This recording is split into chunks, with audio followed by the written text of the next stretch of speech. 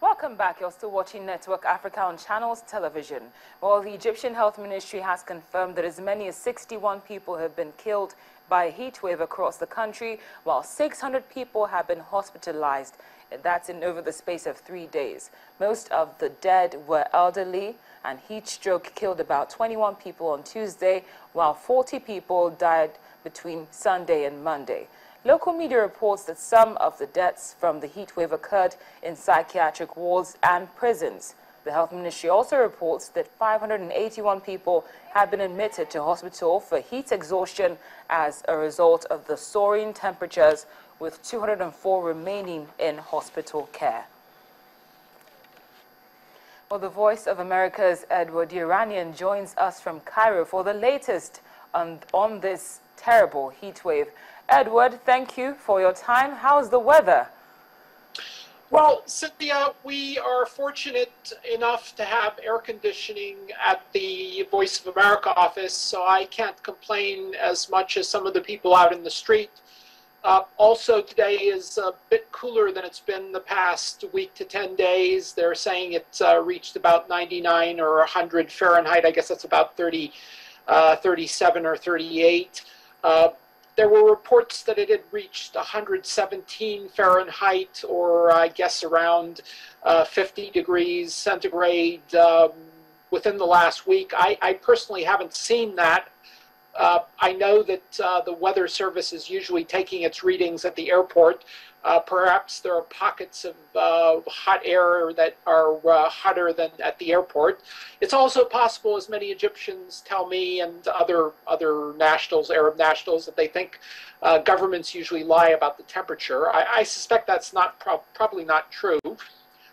And in the Gulf, they generally declare a heat holiday when the temperature goes above 50 degrees Celsius. And in Iraq, it's much worse than it's been here. They've been saying it's been up to 120 degrees Fahrenheit. I guess that's about 50-ish, 51, 52 possibly. So we've probably had it not too bad compared to some of the other countries in the area. But I just have to ask you, based on what you just said, Edward, why would the government be lying about the temperatures? Well, if you're in the Gulf and you have a law that says it's a paid holiday when the temperature goes up to 50, they would definitely not want to say it went up to 50 in order not to have to give people the day off. I've had Kuwaiti friends tell me they do that occasionally in Kuwait. Here in Egypt, they do have a law that says they could declare a paid holiday if the temperature goes up above 50, but I don't believe it's done that recently, and if it did that one time, well, they didn't declare it, so that would have been a good reason not to declare it. Okay, now, Edward, we also understand that most of the deaths occurred at psychiatric wards and prisons. Are there measures being put in place to possibly improve that situation? Well, I think the problem is that Egypt is a very poor country. They don't have the funds to air condition everything.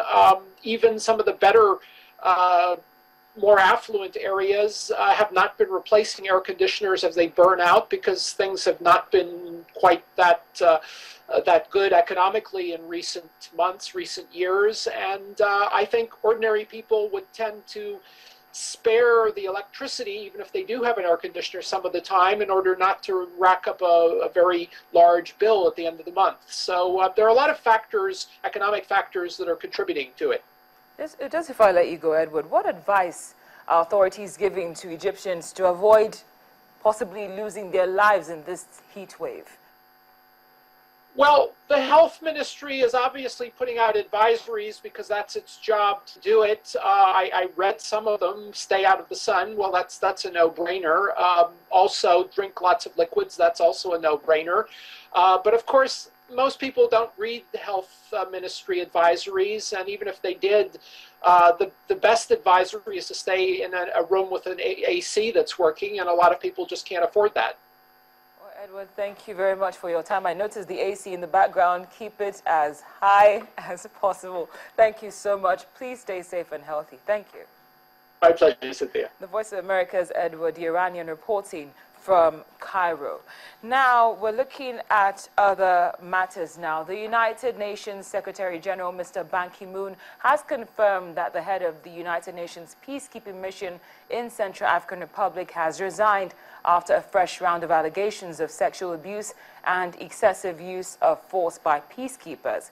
Allegations of misconduct by UN troops are not new, and the United Nations cannot itself punish soldiers and rights groups that complain of the troops contributing countries which rarely take action. And that creates an atmosphere of impunity in peacekeeping missions. In 2 words, how anguished and angered and ashamed I am by recurrent reports over the years of sexual exploitation and abuse by UN forces. When the United Nations deploys peacekeepers, we do so